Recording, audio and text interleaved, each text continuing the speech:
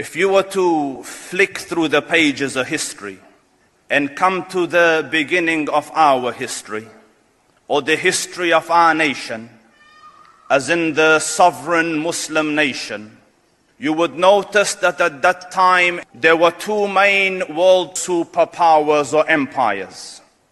On the one side was the Persian Empire, and on the other side was the Roman Empire. And both of these empires had reached the zenith of power. They boasted political stability, economical prosperity, military capability, and an influence that extended over much of the globe. And then there, in the dry deserts of Arabia, lived the Arab race, a semi-nomadic people. Their land was harsh, their climate difficult, their people scattered, disunited, uneducated, undisciplined. And on the earth of God, it would be accurate to say that they had nothing going for them.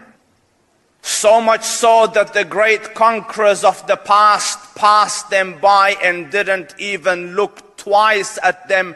They didn't even consider them a people worthy of conquest. Alexander the Great passed them by, the Romans passed them by, the Persians passed them by. They were an unnoticed, insignificant, uneducated, unlettered, undisciplined, disunited, scattered group of people that added up to nothing much in the annals of human history.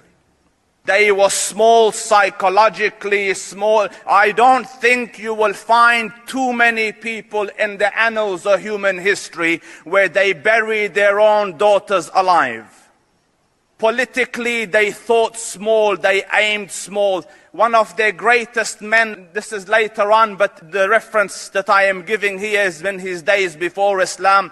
A man came and asked him, Ya Umar, what is your biggest aim in life? What do you live for? He said, I wish that if I could have a herd of camels, that I could breed and milk and live off that comfortably. That is my aim in life.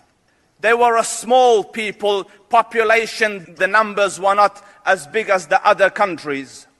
Yet Allah Rabbul Izzah chose and preferred this unnoticed, undisciplined, disunited, uneducated, scattered group of people to become the primary promoters and propagators of the one true religion of God.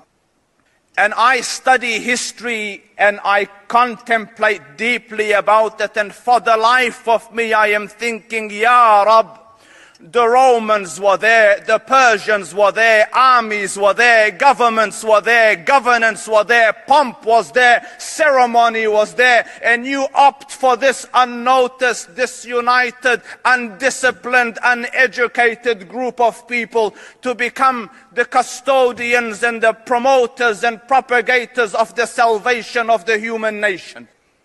And yet, when this group of people, semi-nomadic group of people hovering on the brink of barbarism, when these people entered Islam, and as the Quran says, "Udkhulu fi silmi kafa," when they entered it entirely, when it became their life and their focus and their purpose and their everything, within a few decades, this insignificant, unnoticed, undisciplined, small, uneducated nation expanded and extended from Granada in Spain on one side to New Delhi in India on the other. History is making a point here. My Lord is teaching a lesson here.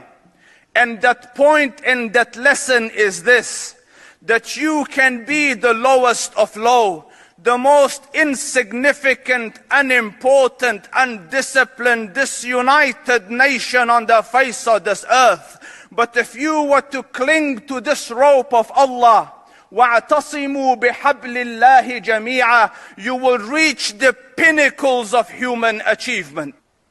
There is not a second truth beyond this. And so far as they held on to this deen, there was not another nation that could show light to them. History calls them the torchbearers of light and education. At the time the Prophet came, sallallahu alaihi wasallam, to Mecca, the historians record that there were 18 people that could read and write in the whole of Mecca. 18. By the time the Prophet left, Arabia had become teachers of the world. And that same Umar ibn al-Khattab radiyallahu anhu, who yesterday wanted to have a herd of camels, they ask him now after Islam, Ya Umar, what is your goal? What is your purpose? What's the mission of your life? What do you want to live for? He says, I want to struggle till the deen of Muhammad reaches every corner of the globe. The small became world notable. The unnoticed became significant. The localized dreams became world vision. The secret formula of change and success was Islam.